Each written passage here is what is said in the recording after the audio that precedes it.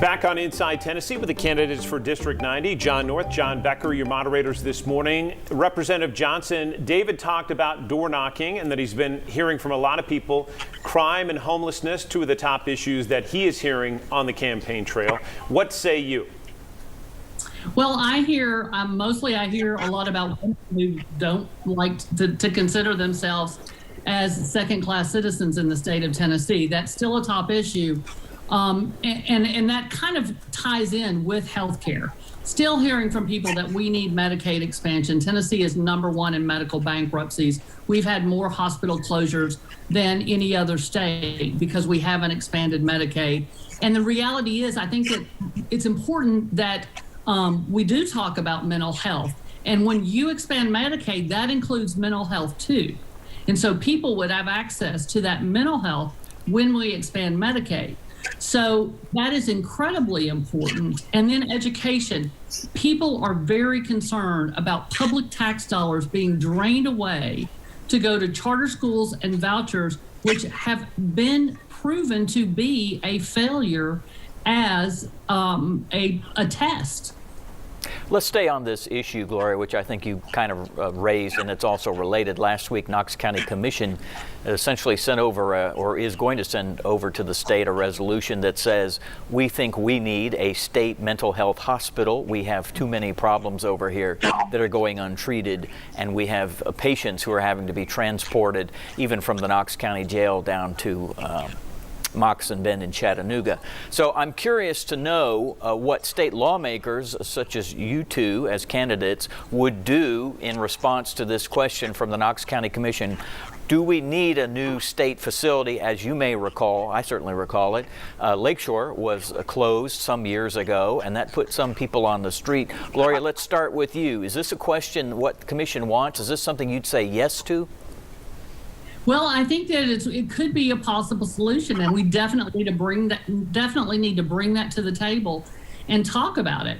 But the expansion of Medicaid, the $1.4 billion that Tennessee has refused every year, would allow people to get that treatment. What Ohio saw when they expanded Medicaid was they were able to treat 96% of those with addiction issues with Medicaid expansion. And in Tennessee, we don't even treat 20% of those with addiction. And so expanding Medicaid would go a huge way to making things like that hospital possible. Dave, I'd like to know your thoughts about what Commission is asking, and you can also respond to Gloria's point if you want. But what about what Commission is suggesting? I think it's a fantastic idea and something that we need to do. It's called supportive housing. But getting back to Medicaid, Medicaid was for single moms. It's to help single moms.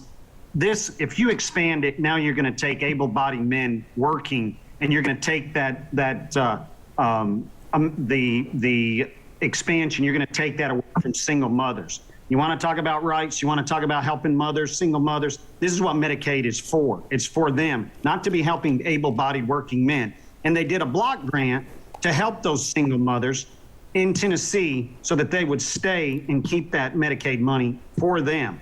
And instead of doing it the Washington, D.C. way, we're going to do it the Tennessee way and make sure that these women and these single moms have the extra care that they need to have support. And that is something that I think is very, very helpful. The other thing is, too, we were talking about door knocking. One other last thing is that folks are talking about buying a gallon of milk and buying a gallon of gas. They don't have the discretionary income that they had. We're seeing prices going up at a rapid pace that we have seen. It's mostly like stagflation, recession and inflation at the same time from years ago. And I mean, this is the real stuff that's hitting on those doors. I mean, that's what I'm really hearing. And people, an average house in Knoxville now is $305,000 in the MLS. It was $245 last year. Back in 14 and 15, it was around 150 to 180,000. And back after the pandemic, we had 150 people to 160 people a day moving here to Tennessee. And the reason they're moving here is because this state is run physically sound.